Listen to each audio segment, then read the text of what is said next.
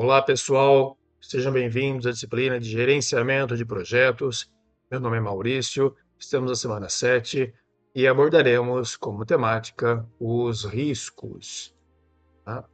Então, nesta aula, estudaremos como identificar, avaliar e traçar estratégias para enfrentar os riscos, tá? Começamos com algo que é bastante comum a todos, né? Acho que todos ouviram falar da Lei de Murphy, né? É conhecida pela possibilidade de ocorrência de erros e problemas, tá? A lei foi criada em 1949 pelo capitão Edward A. Murphy Jr., engenheiro da Força Aérea dos Estados Unidos. Murphy participava de uma experiência na qual 16 sensores de aceleração deveriam ser instalados no corpo de uma cobaia humana. Havia duas maneiras de instalar os sensores. Uma delas, óbvio, a maneira errada. Tá? E foi exatamente o que alguém fez. Colocou os 16 sensores de maneira errada.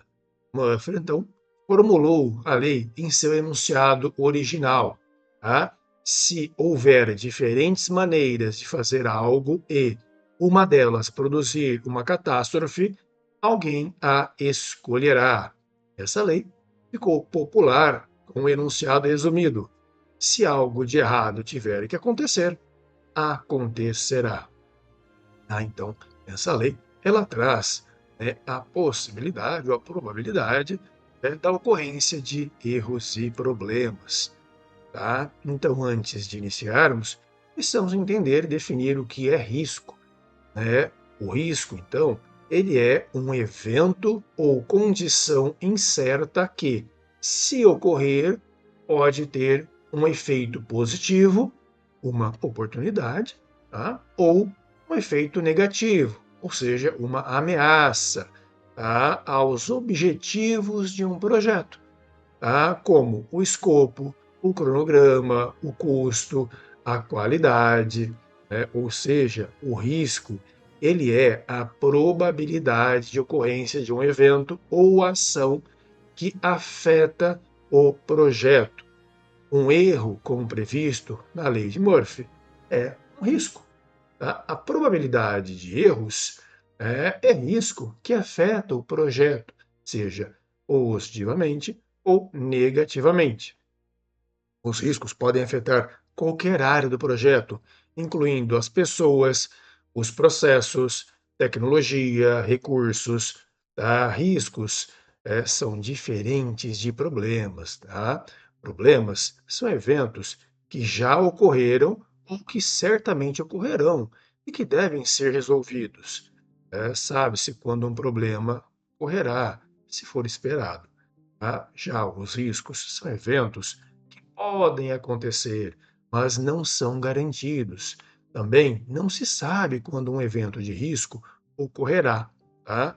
No entanto, além dos riscos negativos que todos imaginam, todos conhecem, também existem os riscos positivos, aqueles que criam oportunidades para o projeto, tais como excesso de interessados em um congresso, né, o término de uma fase de forma antecipada, ou despesas menor do que é estimado no projeto, entregas antecipadas por parte dos fornecedores. Tá? Então, vale ressaltar que os riscos eles podem ser tanto negativos, como ameaças, tá? Como positivos, ou oportunidades. Tá? Não há, tá, pessoal, um catálogo de riscos de projetos.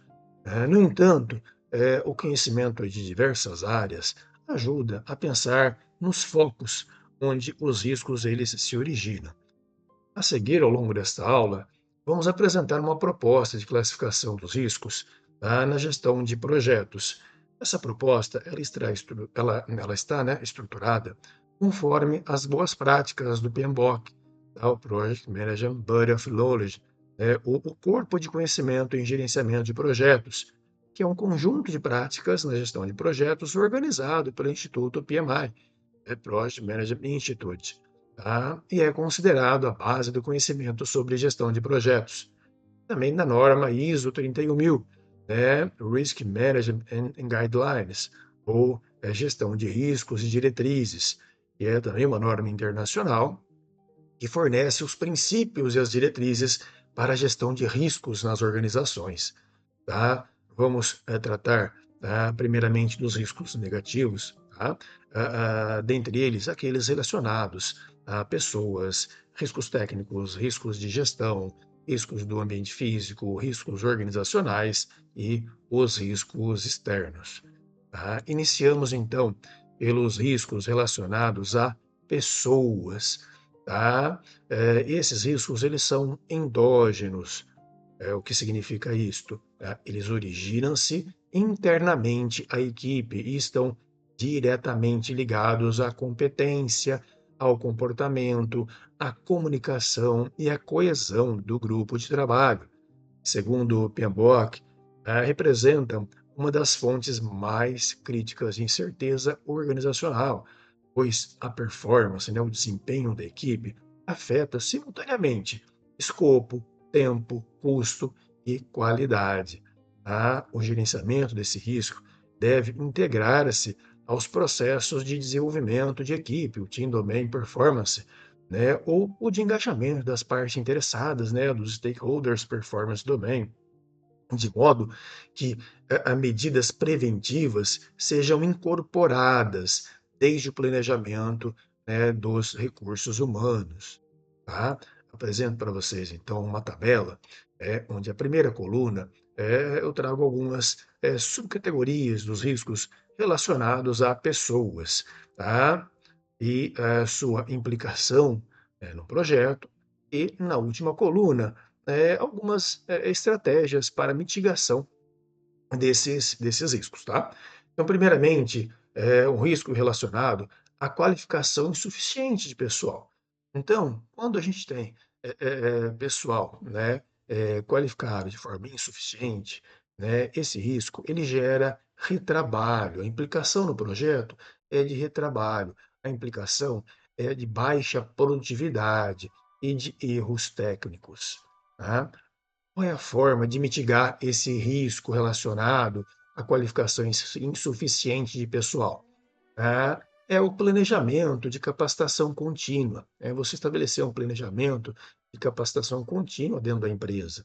Tá? Uma definição clara dos papéis, por exemplo, da matriz RACE, né? Matriz de responsabilidade, né, que é uma ferramenta de gestão de projetos e processos que define as funções, tá, de cada membro da equipe.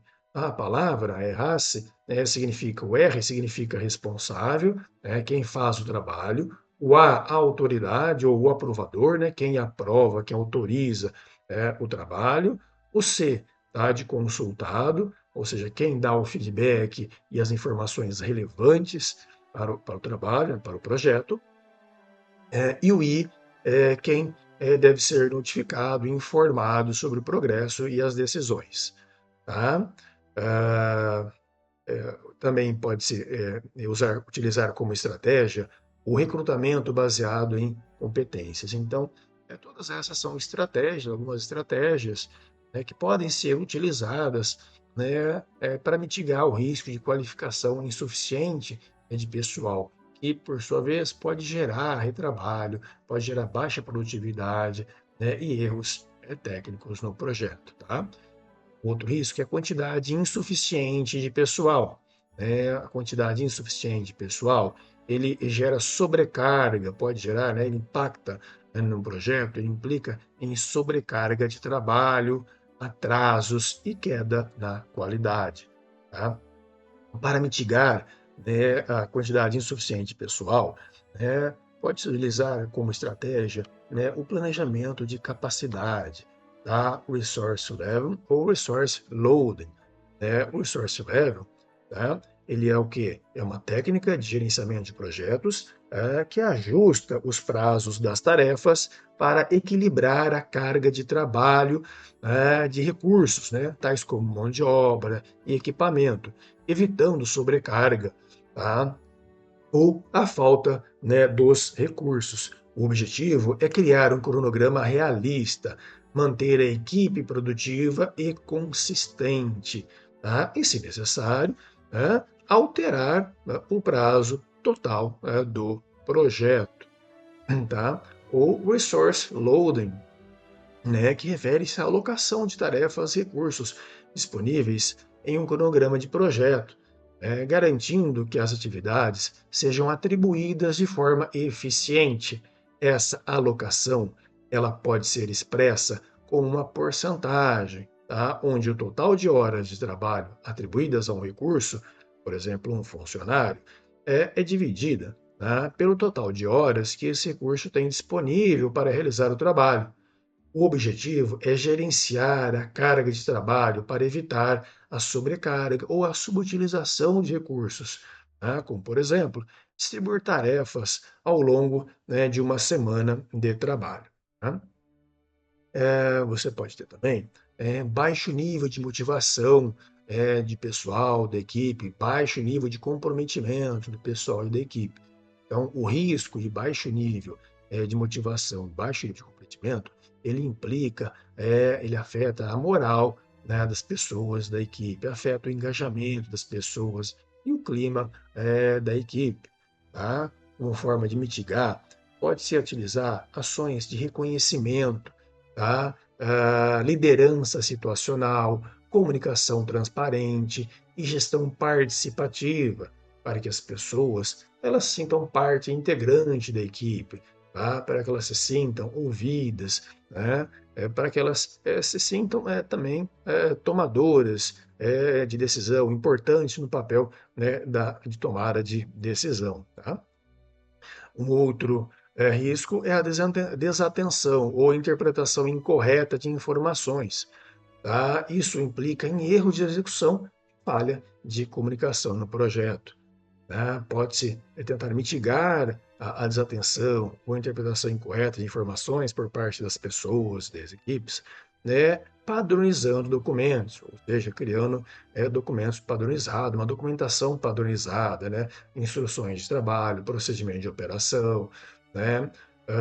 Criando briefings periódicos, tá? Técnicas visuais, a utilização de técnicas visuais, tais como Kanban, dashboard, né, para transformar aí, né, a informação, fazer a informação chegar de forma mais clara possível ao pessoal. Tá? Uma outra risco é a incompatibilidade da equipe ou do gerente com o projeto. Isso ocasiona em conflitos e resistência ao alinhamento, né, das metas. Tá? Uma forma de mitigar é a avaliação de perfil comportamental, né? Mediação de conflitos, utilização aí de coachings e mentorias. Tá? Então, essas são algumas estratégias para se mitigar, né, o risco de incompatibilidade da equipe ou do gerente com o projeto. Tá?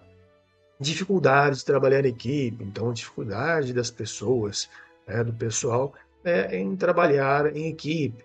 Tá? Isso pode reduzir a sinergia, implica na redução de sinergia e na redução da capacidade colaborativa das pessoas.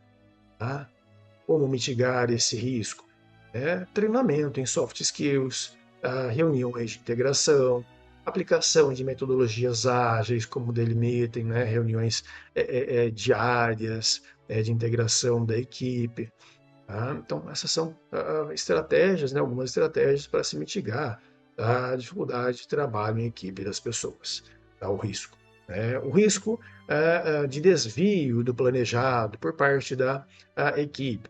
Então, o risco de se desviar daquilo que foi planejado pode gerar perda de foco, tá? E inconsistência na execução do projeto. Né? Como mitigar isso?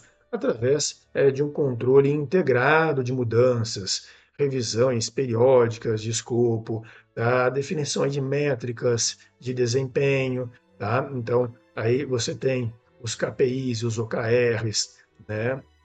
Os KPIs, né? Que são os KPIs, a sigla do inglês, né? Performance and Key Performance Indicators, né? O Key Performance Indicators são indicadores, né, chaves de desempenho, são valores mensuráveis, aquilo que se pode mensurar. Eles são usados para avaliar a performance, o desempenho de um processo, de uma estratégia, né, ou objetivo.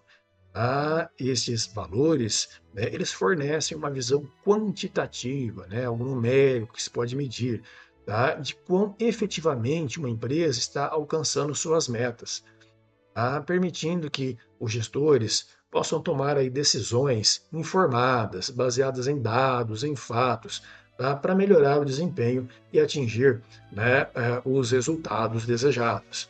Tá? E tem também o OKR, né, Objective and Key Results, ou Objetivos e Resultados Chaves, que é uma metodologia de gestão criada para definir metas claras e mensuráveis, alinhando equipes em torno de objetivos comuns, impulsionando a execução estratégica. Tá? O objetivo é, são metas, os objetivos, né, do OKR são metas qualitativas, inspiradoras, enquanto os resultados chaves, os KRs, são indicadores quantitativos e mensuráveis que podem, né, que demonstram o progresso em direção ao objetivo. Ela foi popularizada, essa técnica do OKR, né, aí como curiosidade, por John Doerr, né, na Google, tá, após ter sido criada por Angel Grove na Intel. Essa metodologia ela foca em resultados ambiciosos e dinâmicos, sendo utilizada por empresas de todos os tamanhos para promover o foco, a clareza e o engajamento das equipes. Tá? Então, pessoal, esses foram alguns riscos relacionados a pessoas. Tá? Veremos agora alguns riscos relacionados à parte técnica, né? Os riscos técnicos. Bom, em relação então aos riscos técnicos, né? Eles são intrínsecos aos processos, aos produtos, aos equipamentos e às tecnologias utilizadas no projeto, né? Segundo o PMI e a ISO, são riscos de natureza operacional e tecnológica, que impactam diretamente a qualidade, o desempenho e a viabilidade técnica do projeto. Esses riscos se tornam mais críticos em projetos de engenharia e tecnologia, de manufatura e inovação, né, pois se relacionam a fatores tais como falhas em projeto, incompatibilidade entre sistemas, obsolescência tecnológica, erros de especificação, tá, e falhas de integração entre os fornecedores. Tá? Novamente trago uma tabela em que aqui na coluna da esquerda nós temos as subcategorias dos riscos relacionados, né, aos riscos técnicos, sua implicação para o projeto e respectivas estratégias de mitigação. Tá? Então, risco da má qualidade e ou do baixo desempenho de materiais e equipamentos. Então, a má qualidade do material ou o baixo desempenho do equipamento, o risco de se ter no projeto um material de má qualidade, um equipamento com um desempenho inferior, ele compromete, né, a confiabilidade do produto, tá? Do produto final, né? E aumenta o custo de manutenção, né, e o retrabalho. Como forma de mitigar esse risco de má qualidade do material ou de equipamento com desempenho inferior, pode-se implementar um controle de qualidade na origem, tá?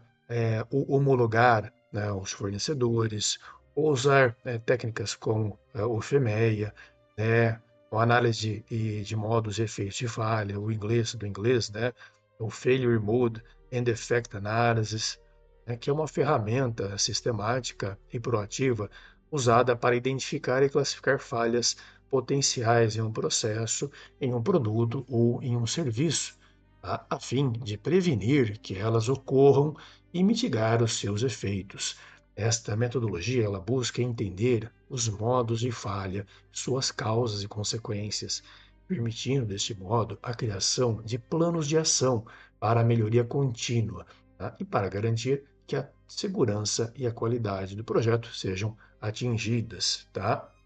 Ou inspeções amostrais, né? E aí trago a norma ISO 2859.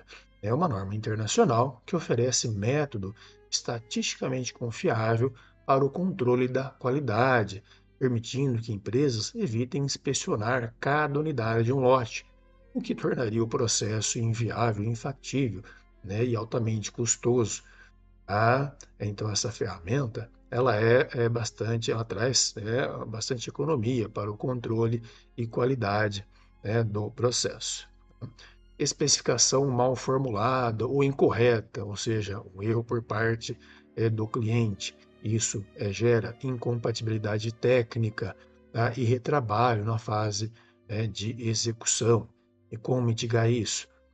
Pode-se utilizar revisões cruzadas, o peer review, pode-se utilizar, o QFD para tradução de requisitos de clientes, ou seja, a função desdobramento da qualidade, o Quality Function Deployment, ou o desdobramento da função qualidade, tá, que é um método aí, sistemático para transformar as necessidades e as expectativas do cliente, o VOC, a voz do cliente, em características e especificações concretas para um produto ou um serviço. O objetivo, do QFD é garantir que o resultado final atenda ao máximo às demandas do consumidor, priorizando as melhorias mais importantes e orientando o processo de desenvolvimento para a satisfação do cliente. Tá? Pode utilizar também prototipagem, validação formal de especificações, todas as estratégias sugeridas, para se mitigar os riscos de especificação mal formulada ou incorreta, por parte aí, um erro do cliente ou do projeto. Tecnologia ultrapassada, ou seja, tecnologia obsolente, obsolescência tecnológica, tá? O risco de se ter ali obsolescência tecnológica implica na redução do desempenho e da competitividade organizacional, tá? Dificulta a integração com novos sistemas, tá? Então, como método, pode-se aplicar o Technology Scanning, ou seja, é um processo sistemático de identificação, avaliação e monitoramento de tecnologias externas, tá? E tendências emergentes para impulsionar a inovação, de uma organização. O objetivo, desse método, desse processo sistemático, é encontrar tecnologias, startups ou parceiros que estejam alinhados aos objetivos estratégicos da empresa, ajudando a ganhar vantagem competitiva ao antecipar o futuro e otimizar processos, produtos e serviços. Tá? Ou então, utilizar-se do benchmarking contínuo. O benchmarking é uma ferramenta de gestão, que consiste em comparar os processos, os produtos e os resultados de uma empresa com aquelas empresas líderes de mercado ou com aqueles concorrentes que se destacam, tá? A fim de identificar as melhores práticas e aprimorar o próprio desempenho. Tá? O objetivo do benchmark contínuo é aprender com os erros e com os acertos dos outros negócios, e adaptá-los à realidade da sua empresa, promovendo aí melhorias contínuas e aumentando a competitividade do setor. Tá? Pode também elaborar planos de atualização tecnológica, ou seja, roadmap de inovação, que é um planejamento estratégico que guia as iniciativas, tá, de uma empresa, de uma organização, para alcançar seus objetivos de inovação, tá, definindo quais projetos priorizar, como alocar recursos e qual o caminho a ser seguido. Tá? Então, são estratégias para se mitigar, o risco da obsolescência tecnológica. Falha na cadeia de suprimentos. Então, uma falha na cadeia de suprimentos, isso pode gerar atrasos, no projeto, desabastecimento, tá? E custos adicionais com o transporte ou com a urgência. E como que se deve mitigar isso?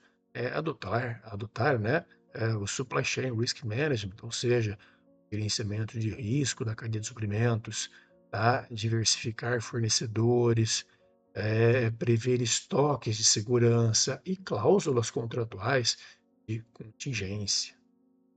Tecnologia incompreensível para a equipe, principalmente quando novas tecnologias são implementadas nas empresas, a equipe técnica pode não dominar plenamente a tecnologia. Tá? Isso resulta em uso incorreto da mesma, baixa eficiência e erros operacionais. Tá? A forma de mitigar, a incompreensão, uma tecnologia incompreensível para a equipe, né? É promover capacitação técnica antecipada, treinamentos, workshops com fornecedores, criar uma documentação operacional detalhada, né? Um procedimento de trabalho, uma instrução de trabalho bem detalhado, né? E suporte técnico, tá? Durante as fases críticas, né, do processo. Projetos aí de complexidade elevada ou complexidade do projeto, né, grande número de interfaces. Então, o risco, né, relativo a projetos complexos, grande número de interfaces, é que dificulta a integração entre os sistemas, aumenta os riscos de incompatibilidades e falhas de comunicação interna.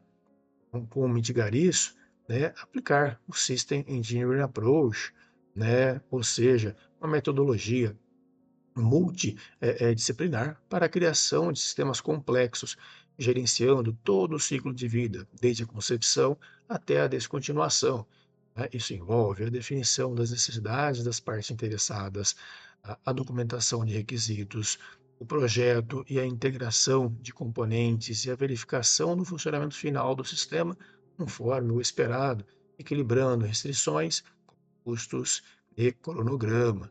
Pode utilizar também, né, a modelagem de interface, né, ou seja, uma metodologia que utiliza modelos digitais integrados como o principal meio de capturar, comunicar e gerenciar as informações do sistema ao longo de todo o ciclo de vida, né, aí do projeto, tá? Em vez de depender apenas de documentação tradicional, né? Realização aí de reuniões de integração técnica, uso de softwares de gerenciamento integrativo, como o BIM, o PLM, o MS Project, né, o Primavera, tá? Então, essas são algumas estratégias para mitigar os riscos, tá? Relativos aos riscos técnicos. Tá? Bom, o próximo risco que a gente vai ver são os riscos relacionados à gestão. Tá? Esses riscos relacionados à gestão, eles derivam de decisões inadequadas de planejamento, priorização, controle, tá? E estão diretamente ligados ao domínio de governança de projetos, né? Governance Performance Domain, do PMBOK, tá? Eles refletem a maturidade da organização em gerenciamento de projetos e a ausência de uma estrutura de decisão clara compromete o escopo, o cronograma e os resultados. Esses riscos, eles representam falhas de governança, especialmente quando há ausência de um escritório de projetos, né, um PMO, um Project Management Office, tá? O impacto desses riscos ele é transversal. O que significa isso? Uma decisão de gestão incorreta, ela tende a ampliar os riscos técnicos, riscos humanos e organizacionais. A sua mitigação, ela exige a institucionalização das práticas, como uma estrutura de decisão matricial, a padronização de processos, e utilização de lições aprendidas, né, a captura e a retroalimentação, né, de conhecimento por parte aí para a equipe, por parte da equipe. Tá? Trago para vocês novamente uma tabela em que a gente tem aqui os riscos, né, relacionados à gestão. Então, escolha do projeto errada, tá? Uma escolha equivocada de um projeto. Isso implica, né, no direcionamento de recursos para uma iniciativa que não tem aderência estratégica ou que não tem um retorno esperado. Né? Como utilizar, quais estratégias utilizar para mitigar, né, a escolha inadequada de um projeto, tá? Implementar, né, um portfólio de projetos com análise multicritério, né? Por exemplo, o ROI, o VPL, alinhamento estratégico. Né? O ROI é a sigla, tá, para o retorno sobre investimento, né? Do inglês, Return on Investment. Tá? Então, o retorno sobre investimento, que é uma métrica usada para avaliar a rentabilidade de um projeto. Tá? Ela mede a relação entre o lucro obtido e o custo total da ação, ajudando a decidir se um investimento vale a pena financeiramente, né, ou não. Tá? Ou o VLP, né, o valor presente líquido, é um indicador financeiro usado para avaliar a viabilidade de um projeto. Tá? Ele calcula, tá? O VLP, ele calcula a diferença entre o valor presente de todos os fluxos de caixa futuros esperados e o custo inicial do investimento, tá? Considerando a taxa de desconto, tá? Que representa aí o custo do capital e a inflação. Tá? Então, um VPL positivo indica que o investimento é potencialmente lucrativo, enquanto que um VPL negativo sugere que o projeto deve ser rejeitado, né, para não gerar prejuízo. Tá? A criação de um comitê de priorização, ou seja, de um PMO, né, de um escritório de projetos, de um Project Management Office, tá? Um escritório de gerenciamento de projetos, ele padroniza, ele centraliza e supervisiona os processos, as metodologias e as ferramentas de gestão de um projeto, né, na organização. O objetivo principal é garantir, tá, que os projetos sejam executados de forma eficiente, que estejam alinhados aos objetivos estratégicos da empresa e que sejam concluídos dentro do prazo, dentro do custo e do escopo definido, proporcionando um maior controle e visibilidade sobre o portfólio de projetos. Tá? Necessidades mal definidas ou não compreendidas. Isso gera falha no escopo, retrabalho e insatisfação por parte do cliente. Como mitigar as necessidades mal definidas ou incompreendidas? Pode aplicar o Project Charter robusto, né? Ou seja, é um termo de abertura do projeto bastante robusto, né? O termo de abertura do projeto, ele é um documento que formaliza o início de um projeto. Ele autoriza o seu start, seu arranque, seu início, né? E concede autoridades ao gestor para utilizar os recursos necessários. Tá? Ele funciona como um contrato inicial entre as partes interessadas, entre os stakeholders, definindo o escopo, os objetivos, o orçamento estimado, o cronograma, né? Os riscos, os requisitos e quem é o responsável pelo projeto. Tá? Pode-se utilizar também técnicas de licitação, né? Ou seja, é, é um ato, né? Atos aí de extrair ou de obter algo que estava latente, né? Como informações, emoções, requisitos. Tá? A elicitação é um processo de trazer à tona o que está escondido, seja por meio de perguntas, técnicas específicas ou indução. Então, através de entrevistas, workshops, você consegue obter as informações que não que estão muitas vezes nas entrelinhas. Tá? A utilização de business case detalhado, tá? Ou seja, de caso de negócio, tá? Que é uma documentação, né? Ou uma apresentação que deve ser, que descreve, né? A justificativa, tá? Os benefícios, os custos e os riscos de um novo projeto ou investimento, para que as partes interessadas elas tomem decisões informadas, tá? Então, o caso de negócio, né, o business case, tá, ele serve para convencer os tomadores de decisão, né, sobre a viabilidade e o valor da proposta, detalhando o problema a ser resolvido, a solução proposta e o que será alcançado, né, com esta solução. Tá? Ah, então, o próximo risco são objetivos imprecisos. Tá? Então, objetivos imprecisos dificulta a mensuração do desempenho e o controle, né, do sucesso do projeto. Como que pode mitigar, né, objetivos imprecisos? Pode utilizar algumas técnicas, né, ou seja, definir as metas SMART, né, que a sigla, né, para definição, né, significa o S é de specific, em inglês, né, específico, o M de measurable, ou mensurável, o A de attainable, o atingível, né, o R de relevant, ou relevante, né, e o T, time bound, ou seja, temporal, guiado no tempo, né? Então, essa ferramenta, né, é muito importante para corrigir o risco, evitar o risco de você ter objetivos imprecisos. Posso utilizar também indicadores, os KPIs, tá? Os Key Performance Indicators, né? Ou seja, indicadores-chave de desempenho, tá? Que são valores mensuráveis usados para avaliar a performance e o desempenho aí de um processo, de uma estratégia ou de um objetivo. Tá? Então, eles vão fornecer, né, os KPIs, eles vão fornecer uma visão quantitativa do quão efetivamente a empresa está alcançando suas metas, seus objetivos. Isso permite que o gestor tome decisão baseada em dados, em fatos, decisões informadas para melhorar, né, o desempenho e atingir os resultados desejados. Tá? E o alinhamento ao escopo aprovado. Tá?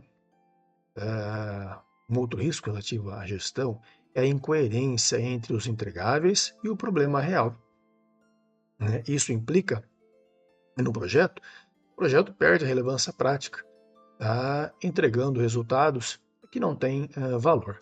Tá? Como forma de mitigar isso, pode-se utilizar, por exemplo, a técnica do design thinking, né? Que é uma abordagem criativa para a resolução de problemas que coloca o ser humano centrado, né, dentro aí do processo de desenvolvimento de soluções inovadoras. O design thinking, ele combina empatia, colaboração e experimentação, né, passando por etapas como da empatia, da definição, a ideação, prototipagem, e testes para a criação de produtos, serviços ou processos que sejam desejáveis, que sejam viáveis, que sejam factíveis. Tá? Pode também utilizar revisões de escopo ou o Stage Gate, né? É uma metodologia de gerenciamento de projetos, né, especialmente desenvolvido para novos produtos, quando você tem desenvolvimento de novos produtos, tá? Que divide aí o processo em estágios, né, os stages de atividades, e os separa por pontos de decisão, os gates, né? Cada gate, né, em cada gate, uma equipe avalia se o projeto atingiu, né, os critérios estabelecidos e decide se deve prosseguir, se deve ser modificado ou cancelado, garantindo o uso eficiente dos recursos e o alinhamento com o objetivo estratégico da organização. Né? Pode-se também fazer uma reavaliação dos objetivos durante o ciclo de vida do projeto. Tá? Recursos mal dimensionados. Então, quando o risco de recurso mal dimensionado por parte da gestão, né, pode ocasionar, implicar em subdimensionamento, né, causando atrasos, ou superdimensionamento, gerando desperdícios. E como que se pode resolver, mitigar, para mitigar esse superdimensionamento ou subdimensionamento, ou seja, o risco de um dimensionamento incorreto dos recursos? Pode utilizar, né, o Resource Management Plans, ou seja, né, do português, plano de gestão de recursos, que é um documento, tá, que descreve como os recursos de um projeto, incluindo pessoas, equipamentos, orçamentos, serão alocados, monitorados, e gerenciados ao longo do ciclo de vida do projeto, de forma que se busque atingir os objetivos. Tá? Então, nesse ponto, o objetivo é maximizar a eficiência, evitar gargalos e garantir que os recursos certos sejam usados no momento certo para atender às entregas do projeto e aumentar a lucratividade. O plano, ele auxilia, em tarefas como identificar, as necessidades de recursos, programar, gerenciar conflitos, monitorar, o progresso e o desempenho e a performance, tá, do projeto. Pode também fazer estimativas bottom-up, né, ou seja, uma técnica de gerenciamento de projetos que calcula o custo total, o tempo e os recursos de um projeto, decompondo em seus componentes menores, tá? E mais detalhados. Tá? Cada componente é estimado individualmente, e em seguida agregado para produzir uma estimativa geral, resultando em alta precisão, pois considera cada tarefa e suas necessidades específicas, como mão de obra, materiais, embora muito precisa, consome muito tempo devido à análise detalhada necessária. Ou utilização, também aí de softwares de simulação de carga, tá? Como o Flexim, tá? E o Arena. Tá? Então, pessoal, esses foram os riscos relacionados à gestão e passaremos então para os riscos relacionados ao ambiente físico. Agora, então, vamos falar, pessoal, a respeito dos riscos relativos ao ambiente físico. Bom, são riscos externos e ambientais, frequentemente classificados como riscos exógenos, aqueles fora do controle direto da equipe de projeto. Então, por exemplo, um projeto de engenharia civil ou um projeto industrial de infraestrutura. Tá? Essa categoria é crítica e deve ser considerada na análise do contexto, seja os fatores ambientais e organizacionais. Tá? Os riscos ambientais devem ser tratados sob o enfoque da sustentabilidade e conformidade legal, tá? Conforme diretrizes da ISO 14001, tá? Que é uma norma internacional, né, que estabelece requisitos para o Sistema de Gestão Ambiental, o SGA, auxiliando as organizações a identificar, gerenciar e melhorar seu desempenho ambiental. Ela fornece uma estrutura para que as empresas estabeleçam políticas ambientais, cumpram leis, minimizem impactos ambientais e busquem melhorias contínuas. Obter a certificação demonstra compromisso com a sustentabilidade e conformidade com padrões ambientais. Tá? Além da mitigação direta dos riscos ambientais, é recomendável estabelecer planos de continuidade operacional, né, para eventos climáticos, indicadores ESG, né, Environment, Social e Governance, né, ambiente, social e governança, tá, no monitoramento dos riscos. A comunicação institucional preventiva com stakeholders e órgãos reguladores também é uma medida recomendável, tá, para a mitigação dos efeitos dos riscos, né, relativos ao ambiente. Tá? Bom, trago também uma tabela com algumas subcategorias, né, de riscos relativos ao ambiente físico, né, a implicação para o projeto e estratégias de mitigação. Tá? Então, ameaças climáticas, né, isso implica em atrasos em obra, danos materiais, riscos à segurança e custos adicionais. Tá? Uma estratégia de mitigação é realização de planejamento sazonal, uso de cronogramas contingenciais, seguros climáticos, EPIs e EPCs, né, equipamentos de proteção individual, né, que protegem o trabalhador de forma pessoal, como capacetes e luvas. E os EPCs são equipamentos de proteção coletiva que protegem todo um grupo de trabalhadores ou uma área específica, como extintores de incêndio e sinalização, tá? Além de protocolos de segurança. Tá? O risco de terrenos desfavoráveis, né? Isso implica na dificuldade de execução física, né, do projeto, né, ou da tarefa, tá? Gerando retrabalho e elevação de custos de fundação, tá? Por exemplo, né? Isso implica, né, em estratégias para mitigar, né, esse tipo de risco, tá? São estudos geotécnicos prévios, sondagens, modelagem BIM, né, e reservas de contingência, tá? Condições sanitárias, tá? Riscos de condição sanitária afeta a produtividade e a segurança ocupacional, tá? E com medidas de prevenção, tá? Pode-se implementar planos de saúde e segurança, né? O HSE, o Health, Safety and Environment, saúde, segurança e meio ambiente, tá? Que é um documento estratégico que detalha como a organização protege seus funcionários e o meio ambiente, né? Ela abrange a identificação e a mitigação de riscos, tá? A conformidade com as leis e o planejamento de emergências e a criação de uma cultura de segurança, com base em ferramentas de gestão, né, e avaliação contínua.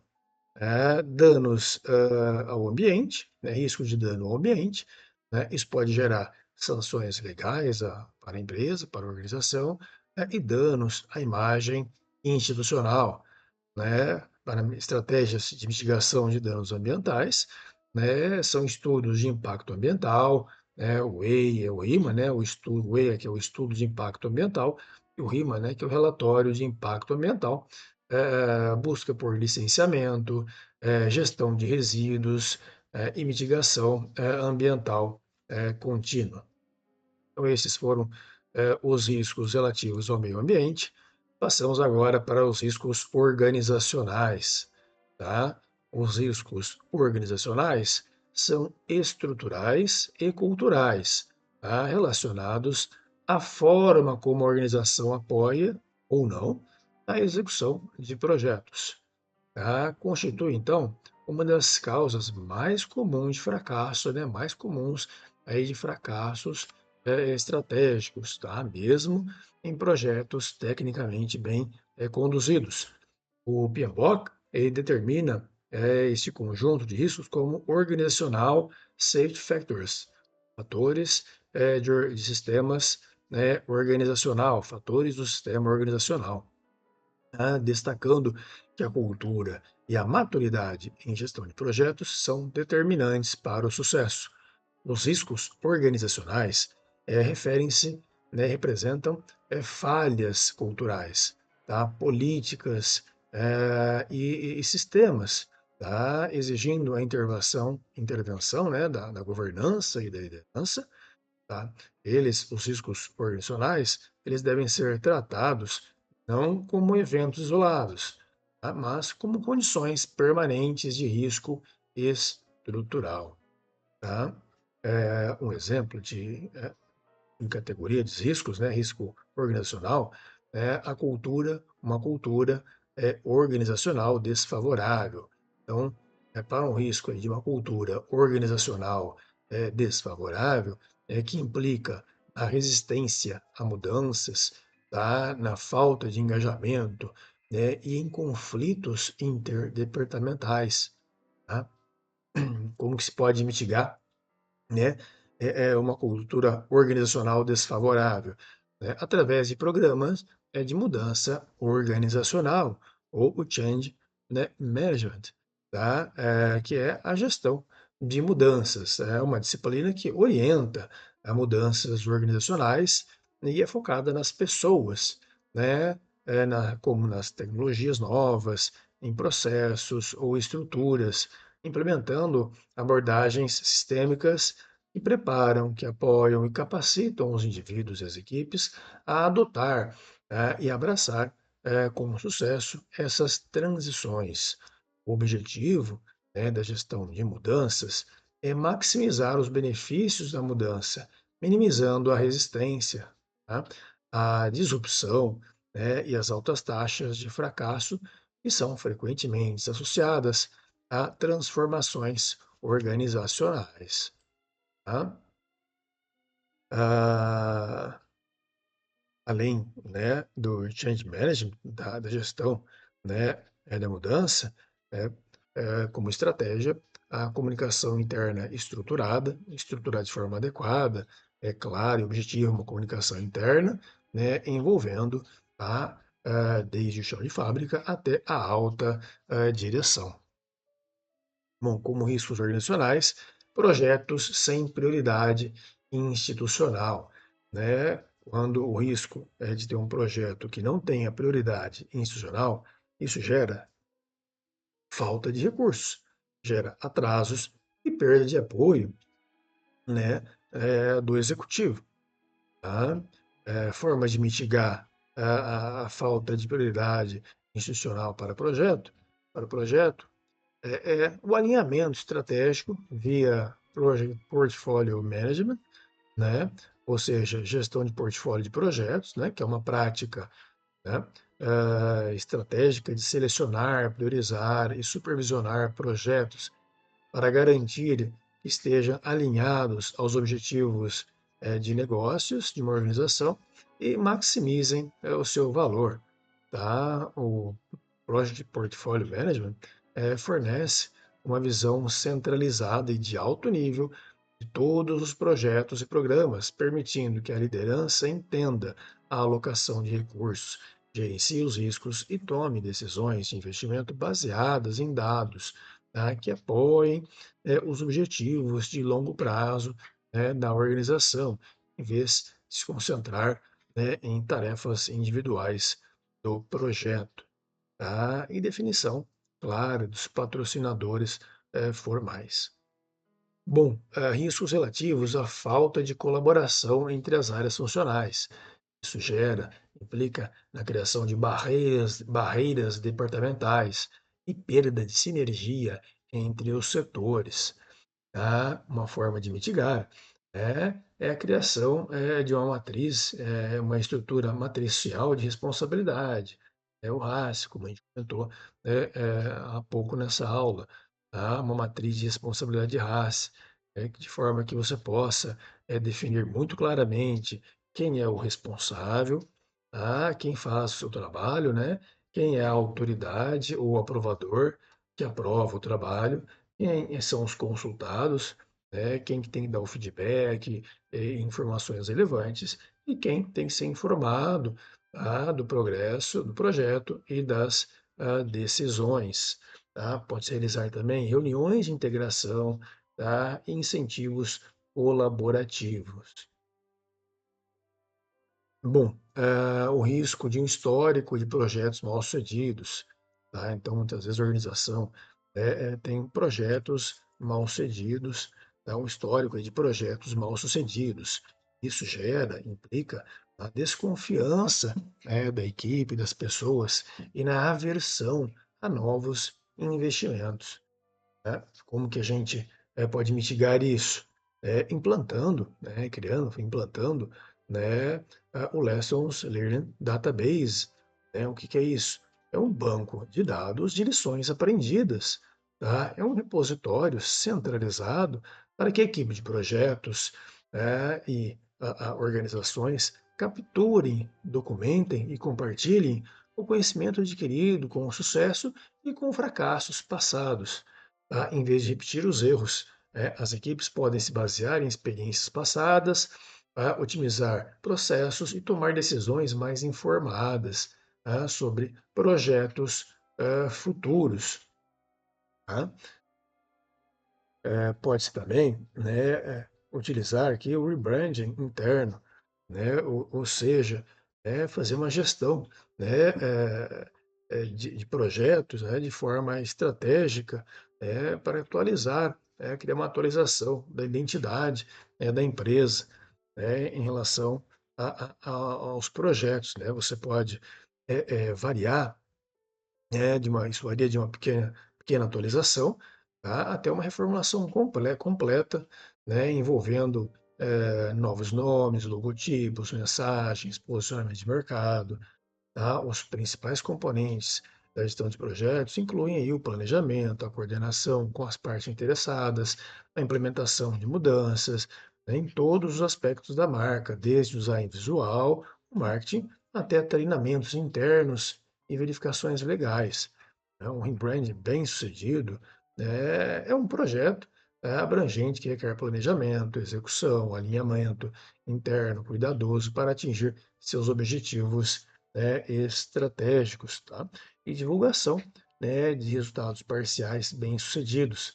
Então, são algumas formas, né, algumas estratégias para que se minimize, os riscos relativos ao histórico de projetos mal-sucedidos na organização. Desvio de recursos e corrupção, tá? Isso implica, no comprometimento ético, no comprometimento da imagem, né, e na viabilidade do projeto. Então, como estabelecer estratégias para mitigação desse risco? Você tem controles internos, auditorias independentes, política de compliance, e ética corporativa. Riscos relativos à falta de compromisso com a qualidade, né? Então, isso implica na redução da confiabilidade dos resultados e na redução da satisfação dos stakeholders, né? Como evitar essa falta de compromisso com a qualidade, implementando, sistema de gestão da qualidade, através aí da norma ISO 9001, que refere-se ao sistema de gestão da qualidade, né, baseado nessa norma internacional, né, que estabelece os requisitos para uma organização, para que uma organização, né, faça a gestão de seus processos de forma a garantir a qualidade e a satisfação do cliente de maneira consistente. Tá? Um SGQ, então, ele serve para otimizar processos, reduzir custos e aumentar a competitividade, né? Então, também é estabelecimento de uma cultura Kaizen, ou seja, uma filosofia, né, de melhoria contínua, tá? Que se concentra em fazer pequenas mudanças incrementais em processos para que se possa alcançar grandes resultados ao longo do tempo. Ela é aplicada tanto no ambiente profissional, para aumentar a produtividade e reduzir custos, quanto na vida pessoal. Essa metodologia ela envolve a colaboração de todos os membros de uma organização, do chão de fábrica à alta gestão, né, visando o aperfeiçoamento, né, através de um esforço constante e gradual. Tá? Então, esses foram os riscos relativos, tá, aos riscos organizacionais. Tá? O último, tá, são os riscos externos, né? E são aqueles que se originam fora da esfera de controle direto do projeto ou da organização executora, mas que podem impactar fortemente o seu desempenho, a sua continuidade ou a sua relevância. Eles pertencem ao domínio dos riscos estratégicos e contextuais, sendo tratados no PMBOK, tá, como parte do External Environment Domain, né, o domínio do ambiente externo, e enquadradas na ISO 31000 como riscos de contexto externo. Esses riscos exigem análise prospectiva, monitoramento contínuo e estratégia de adaptação organizacional, tá? Dado que estão sujeitos a mudanças abruptas no ambiente econômico, social, político e tecnológico. Os riscos externos, eles são incontroláveis, mas são previsíveis e gerenciáveis. Tá? Não é possível impedir sua ocorrência, mas é viável reduzir sua vulnerabilidade e aumentar a capacidade de resposta. Tá? Eles afetam diretamente o valor estratégico do projeto, né, o retorno sobre o investimento, ROI, e a sustentabilidade do negócio. Tá? Então, nessa tabela comparativa, em relação aos riscos externos, né, tem-se aí o risco da conjuntura econômica, tá, que implica aí em variações cambiais, inflação, aumento de custos de insumo, né, e retração, né, de investimentos, tá? Como mitigar aí a conjuntura econômica através de um planejamento financeiro com margens de contingência, contratos indexados, análise de sensibilidade e cenários econômicos, né? Adotar aí um cenário pessimista, um realista ou um cenário otimista. Então, são maneiras, estratégias, algumas estratégias para mitigar o risco da conjuntura econômica. Competidores mais capacitados, né? Você ter risco de competidores mais capacitados, isso reduz a vantagem competitiva e de atividade dos resultados do projeto, atratividade dos resultados do projeto. Tá? Então, quando você tem empresas mais capazes, mais competentes, concorrentes, muito mais fortes, isso implica na redução da sua vantagem competitiva, na redução da atratividade dos seus resultados, no projeto. Estratégias para mitigação é o benchmark contínuo, né, que é o processo de comparação de métricas e práticas, né, de uma empresa com outras concorrentes, né, ou líderes do mercado para identificar oportunidades de melhoria, inovação incremental, diferenciação de valor, vigilância tecnológica e atualização de portfólio. Tá?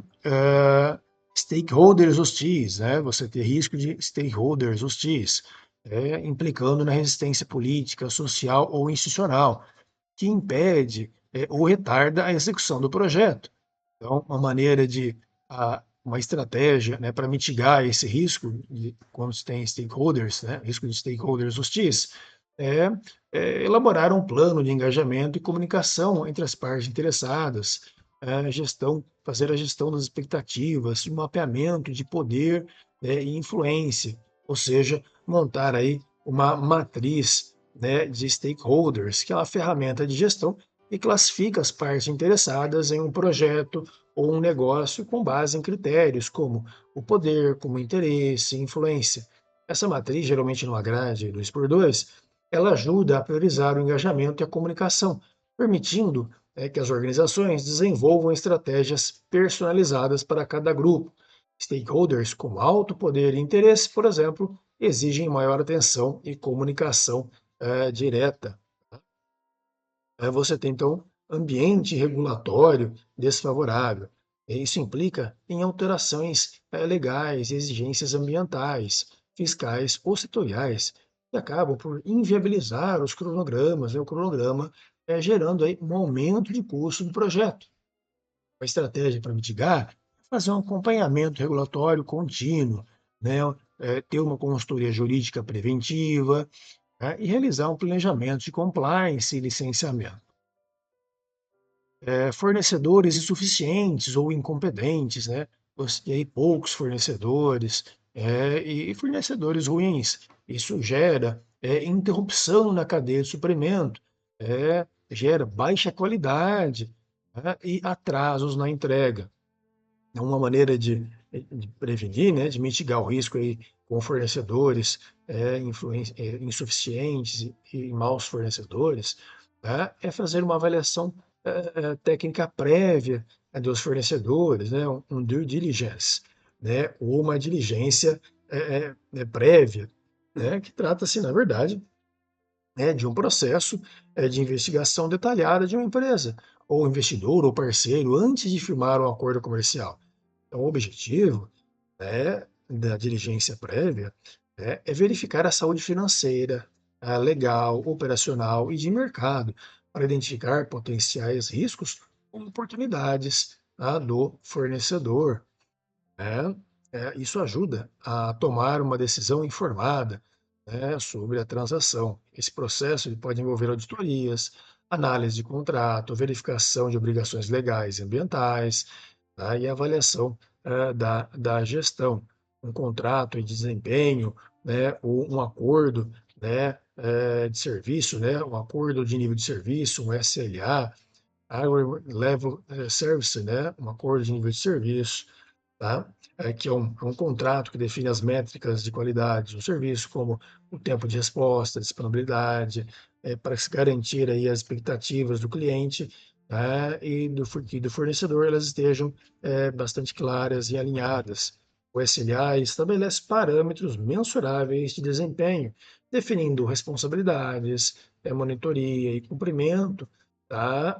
Estipulando aí consequências para as falhas, tornando a relação de serviço mais transparente e confiável. Você tem múltiplas fontes de suprimento, dual sourcing, né, mais fornecedores, e realizar auditorias externas. Tá?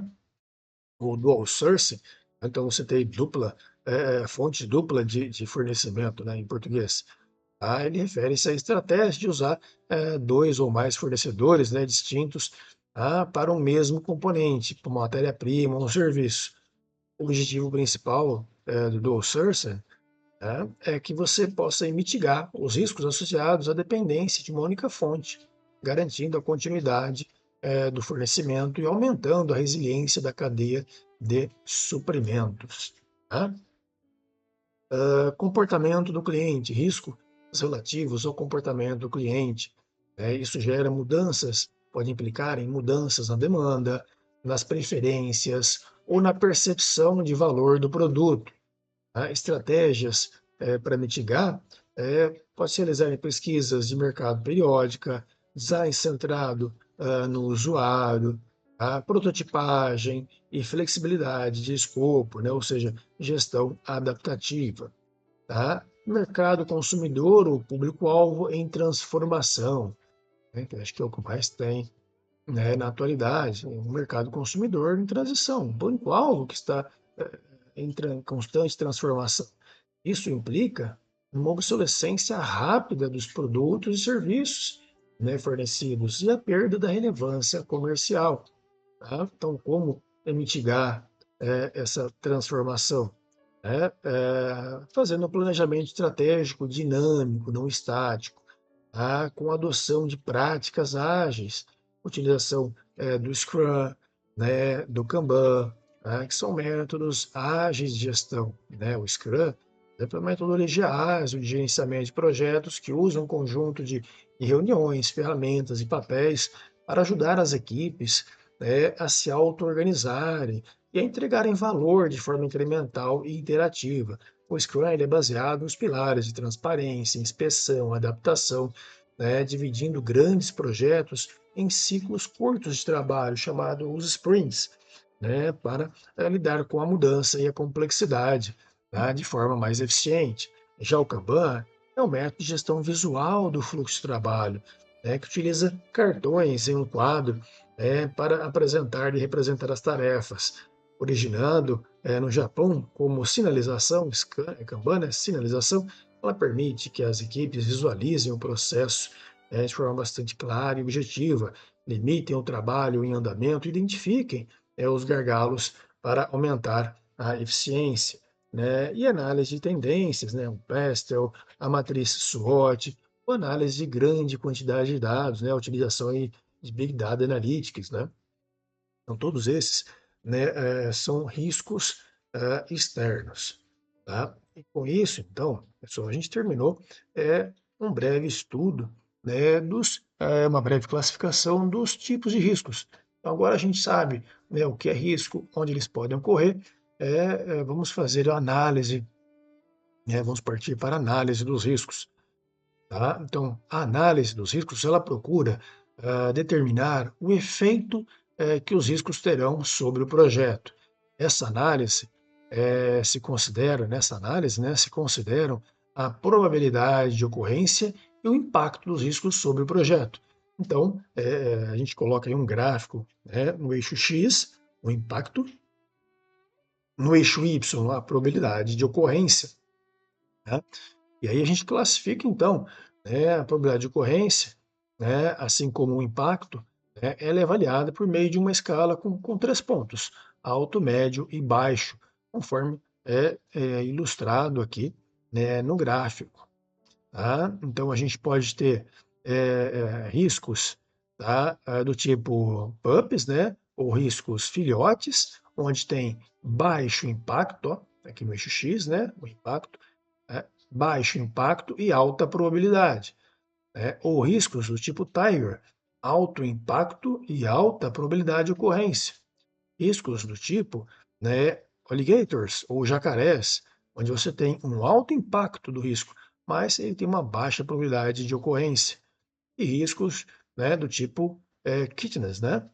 Ou seja, kittens, né? Ou seja, baixo impacto e baixa probabilidade, né? Aqui são gatinhos, né? Tradução para português, gatinhos, né? Então, a probabilidade de impacto a probabilidade de ocorrência e o impacto são estimativas baseadas na experiência, tá? Em projetos, por exemplo, que envolvem viagens, existem os riscos de atraso, falta de passagem, overbooking, cancelamento de voos e assim por diante. Tá? Em projetos de construção ao ar livre, né, por exemplo, há riscos de intempéries, né? Então, pode-se considerar esses riscos na faixa de probabilidade média ou alta, tá? Especialmente em determinadas épocas do ano, né? Por exemplo, quando chuvas têm um impacto de alto grau sobre um projeto de competição esportiva, né? Assim, um risco de alta probabilidade e alto impacto podem inviabilizar o projeto, né? Mesmo deve ser seguido na avaliação de cada um dos riscos identificados, né? Então, fazendo a análise dos riscos analisando a probabilidade de ocorrência e o impacto que esse risco tem no projeto, tá? Bom, como fazer então, dado que a gente conhece os riscos, tá, que a gente conhece agora, como analisar esses riscos, né, em probabilidade, ocorrência e impacto, tá, como planejar as respostas, tá? A gente pode planejar respostas de cinco maneiras, né? Ou seja, a primeira é a prevenção, tá? é a estratégia de prevenir ou de evitar a ocorrência dos riscos, que implica em tomar providências para eliminar as ameaças, principalmente alterando o plano do projeto. A equipe e o gerente mudam o caminho para evitar os problemas. No extremo, o projeto ele é recusado ou interrompido para evitar os riscos. Uma outra maneira de planejar respostas aos riscos é a mitigação. Foi a maneira com que a gente adotou aí, durante o estudo dos tipos de risco, da classificação que a gente fez do tipo de risco, a gente usou a estratégia de mitigação, né, que consiste em reduzir os impactos dos riscos ou a probabilidade de ocorrência até um nível tolerável, né? Você mantém o caminho, mas procura diminuir os perigos, checar os antecedentes das pessoas, obter informações sobre fornecedores, aumentar o número de procedimentos de garantia da qualidade, instalar sistemas redundantes de segurança, explorar orçamentos com reserva, para imprevistos, né, dentre outros. São exemplos de ações de mitigação, né, especialmente aí ter um plano B. Uma outra maneira de planejar a resposta é a transferência, né? A estratégia de transferir, ela consiste em mudar o foco da responsabilidade para que alguém assuma o risco, especialmente quando há possibilidade de prejuízo financeiro. Transferir não significa eliminar nem mitigar o risco. Tá? Há várias formas de transferir, né, o risco. Seguro, um avalista, contrato nos quais um dos lados assume o risco das possíveis variações de preço. Em certos casos, a transferência ela envolve um pagamento para quem assume o risco. Bom, a aceitação, né, que é a estratégia de aceitar, ela consiste simplesmente em não fazer nada para prevenir o risco. Por exemplo, não fazer seguro para o lançamento de um satélite artificial. Tudo custa caro, o veículo, o lançador, o satélite e o seguro. Então, a agência responsável pelo lançamento, ela decide assumir o risco e não fazer o seguro. E, de repente, o veículo explode no lançamento e tudo é destruído. Isso aconteceu pelo menos uma vez, com um foguete da Agência Espacial Europeia na base de lançamentos na Guiana Francesa. Ah, Uma outra maneira é o compartilhamento, a estratégia de compartilhar, né, do compartilhamento, ela tem em dividir o risco com os parceiros em certos tipos de projeto. Tá? Por exemplo, projetos de investimento, desenvolvimento de novos produtos podem ter seus custos e riscos compartilhados dentro de um consórcio de empresas. Caso do desenvolvimento de novos produtos complexos, por exemplo, né, e de grande porte, como aviões. Então, essas são as maneiras de planejar a resposta, tá, aos riscos. Tá? Integração entre os riscos. Até o momento, a gente tratou eles de forma separada, ou tentamos dividir, né, os riscos, estudá-los de forma separada, mas eles todos estão integrados. Tá? Então, nessa tabela, a gente apresenta uma visão integrada, né, das categorias de risco, tá, em projetos, tá, acompanhada de uma matriz visual comparativa, né, que a gente pode observar aqui os riscos, a origem, os impactos potenciais, agora o nível de severidade e estratégias de mitigação, né? Então, nessa tabela, ela consolida todas as categorias analisadas, tá? As pessoas, os riscos relativos a pessoas, riscos técnicos de gestão, de organização, ambiente físico e riscos externos.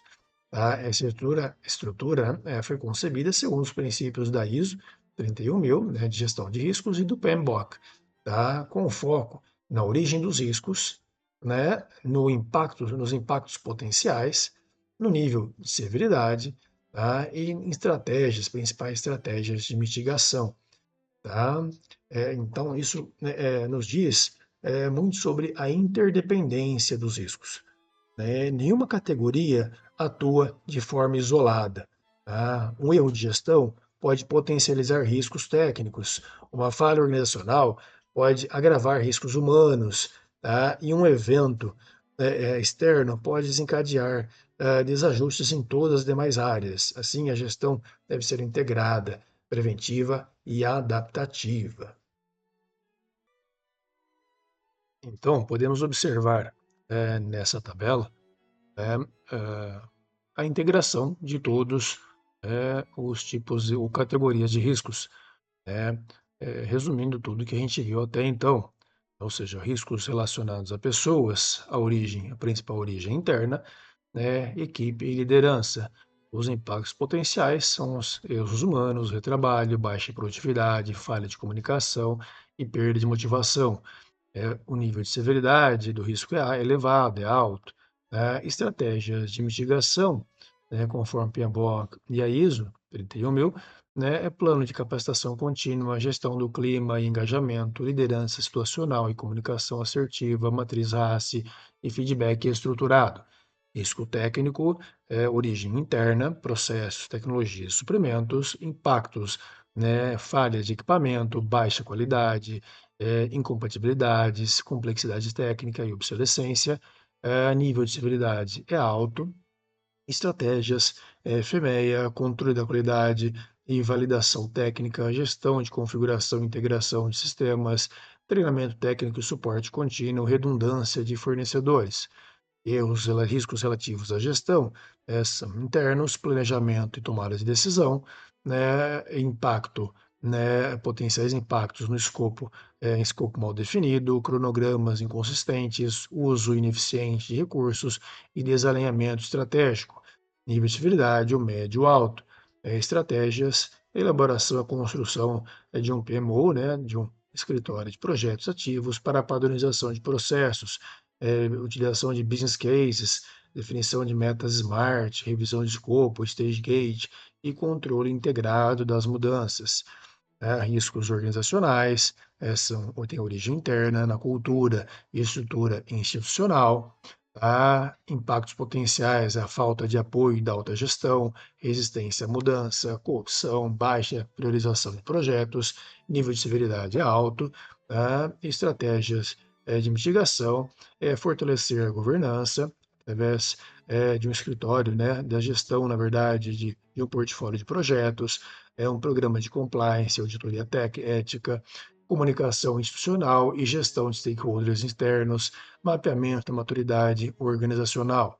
Riscos relativos ao ambiente físico têm origem externa e são as condições ambientais de trabalho, né? Tem impactos potenciais, né? Atrasos por intempéries, acidentes, danos ambientais, condições sanitárias inadequadas, um nível de severidade médio, estratégias de mitigação, estudos geotécnicos e ambientais prévio, planos de segurança, saúde e segurança, né? Licenciamento, protocolos de sustentabilidade e utilização do ESG. Riscos externos, origem principal externa, mercado, economia e regulamentação. Impactos potenciais nas mudanças econômicas, variações cambiais, novas legislações, crise de fornecedores e comportamento de clientes. O nível de severidade elevado, técnicas e estratégias de mitigação, utilização de metodologia PESTEL, análise de cenário e sensibilidade, monitoramento de mercado, Big Data, análises, né, compliance regulatório e gestão de stakeholders, estratégias de resiliência e diversificação de fornecedores. Então, o que a gente precisa ter em mente um conhecimento dos riscos e de que todos eles estão integrados, né, em uma visão integrada, né, uma matriz visual integrada comparativa. Então, todos os riscos eles estão integrados, nenhum ocorre de forma isolada, um impacta, né, no outro. Tá? Bom, como exemplo prático, né, trago para vocês o exemplo que a gente usou em aulas anteriores, né, da Arca de Noé. Então, aqui está apresentada uma imagem, né, do Work Breakdown Structure, né, ou a estrutura analítica de projetos, a EAP. né? Esse é o ponto de partida para a identificação dos riscos, tá? A matriz é de todas as variáveis do projeto. Cada componente, né, do IAP, a equipe de projeto deve associar a um risco, tá? Então, aqui a IAP da Arca de Noé. Então, tem, né, o projeto da arca, materiais e infraestrutura, aí tem as ferramentas, o local de montagem, e as madeiras, a madeira, né, árvore e corte, montagem, os animais, captura e colocação na arca, provisões para pessoas e para os animais, o lançamento e operação e a conclusão, né, a liberação dos animais. Então, vamos fazer uma simulação com esse projeto aqui da Arca de Noé, né, a partir dessa EAP. Então, agora, com essa estrutura analítica de projetos, tá, da Arca de Noé, a gente pode montar uma tabela de identificação de riscos com 4 categorias, tá? Conforme a gente pode ver agora neste slide. Tá? Então, a gente tem aqui 4 categorias de risco, tá? Riscos relativos a pessoas, riscos técnicos, ambiente físico e externos, e os componentes da EAP. Então, para o projeto, componente relativo ao projeto da Arca, né, o projeto estrutural da Arca, quais são os riscos? Temos riscos relacionados a pessoas, né, o entendimento incorreto das especificações, riscos técnicos, tamanho da arca insuficiente para a carga, riscos relativos à matéria-prima e infraestrutura, são riscos técnicos, temos riscos técnicos, né, não encontrar madeira a tempo, madeira insuficiente, material para vedação insuficiente ou de má qualidade, e riscos externos. A comunidade protesta aí contra o corte de árvores, tá? Componente relativo à montagem, tem riscos de montagem incorreta, né? Componente dos animais, riscos técnicos, dificuldade para capturar todos os animais, conflito entre os animais, e riscos externos, né? Os animais, você teria animais em locais inacessíveis. Em relação às provisões, né? Risco relativo a pessoas, aquisição de provisões insuficientes, riscos técnicos, provisões se deterioram, né? Em relação ao componente do lançamento, né, e operação, né? Riscos relativos a pessoas, dificuldade com a navegação da arca, riscos técnicos, né, o naufrágio da arca, a arca ela afunda, e riscos do ambiente físico, chove muito mais do que o esperado, tá? E você pode pensar em algum risco a mais, tá, para esse projeto da Arca de Noé? Que outros riscos você pensou, tá? Bom, a partir agora dos riscos, né, da identificação ali dos riscos das 4 categorias, vamos elaborar um plano de gestão dos riscos para a Arca de Noé, pelo menos um plano parcial, tá? Com as ferramentas de análise e planejamento de respostas que a gente viu anteriormente, né? A gente pode então preparar um plano de gestão de riscos para esse projeto, tá?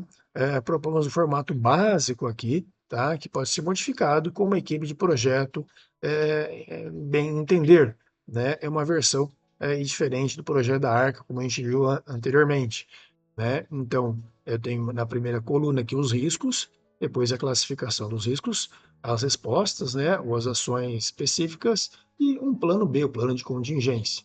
Então, em relação ao risco de não encontrar madeira a tempo, tá? Esse, esse é um risco do tipo alligator ou jacaré, né? É um risco, tá, com baixa probabilidade, tá, mas é de alto impacto. Resposta e ação específica para mitigar, né? Deve-se mitigar, identificar e categorizar toda a madeira disponível. E um plano B, caso ocorra, né, usar madeira diferente da especificada. Então, é necessário conversar com os stakeholders. Faltar aí um casal de animais. Tá? Então, esse é um risco do tipo tigre, né? Um risco em que você tem aí alto impacto e alta probabilidade de ocorrência. Tá? Resposta e ação específica é eliminar o risco, tá? Pedir mais tempo de projeto. falta de qualidade do produto, é um risco do tipo jacaré, o alligator, né?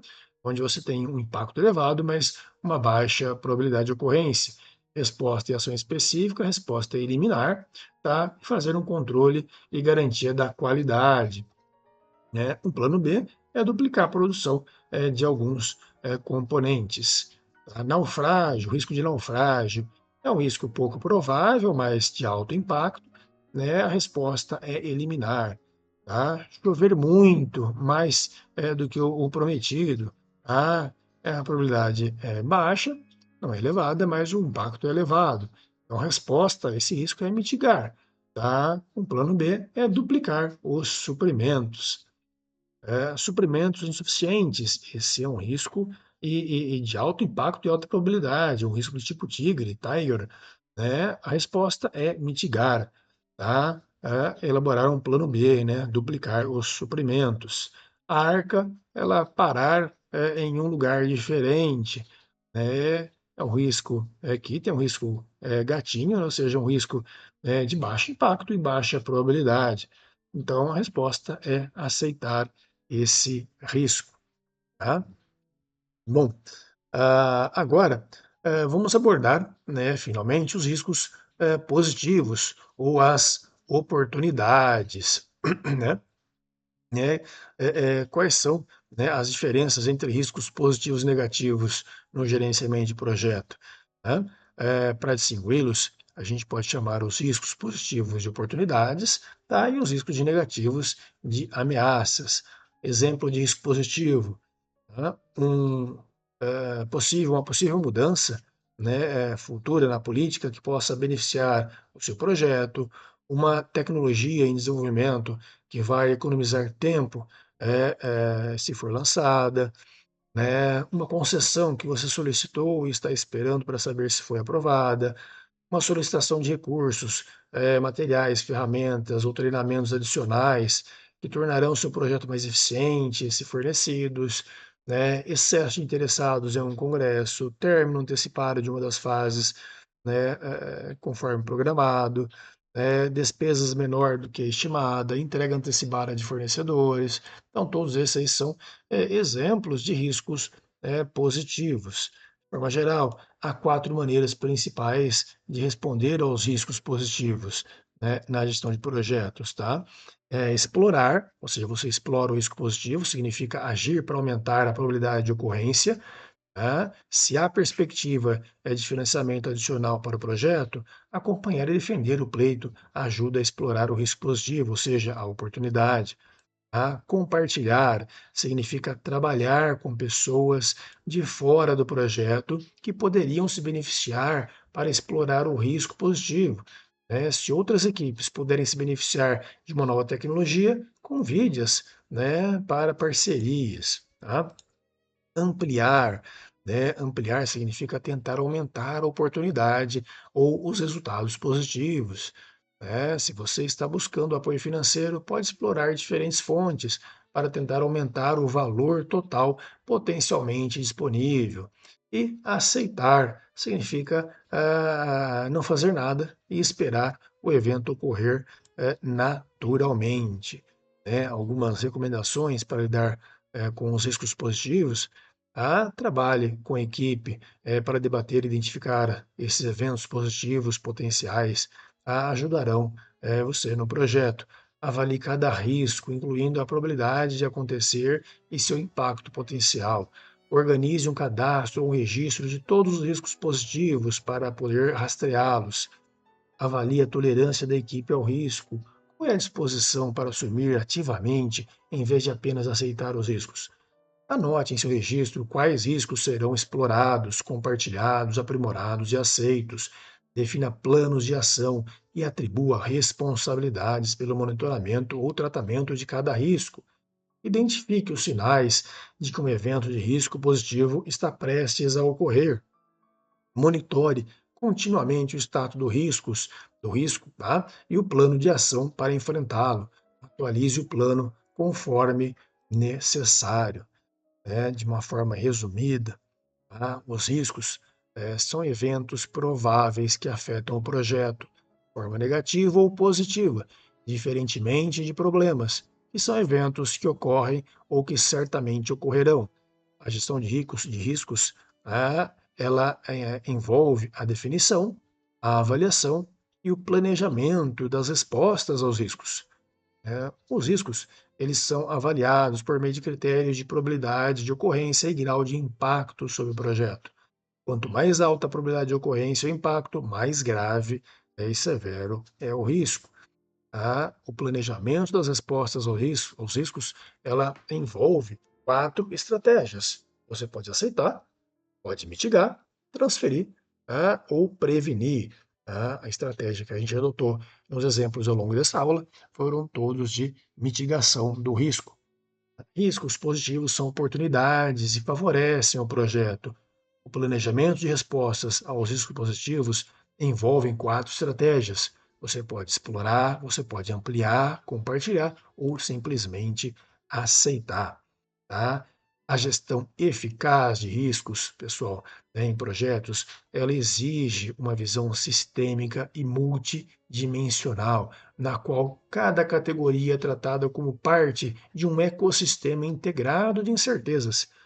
O êxito depende de 3 pilares estratégicos: antecipação, que é a previsão e diagnóstico precoce, com o uso de dados, análises preditivas, inteligência de risco; resiliência, que é a capacidade de absorver e adaptar, ou seja, estruturas flexíveis, liderança técnica e comunicação ativa e clara, e aprendizado, ou seja, um ciclo de melhoria contínua, a consolidação das lições aprendidas e a maturidade organizacional. Em síntese, riscos não se eliminam, se gerenciam. A maturidade do projeto está diretamente ligada à capacidade de transformar incertezas em oportunidades, aplicando rigor técnico, visão sistêmica e disciplina gerencial. Com isso, nós terminamos a aula dessa semana 7. Um abraço a todos.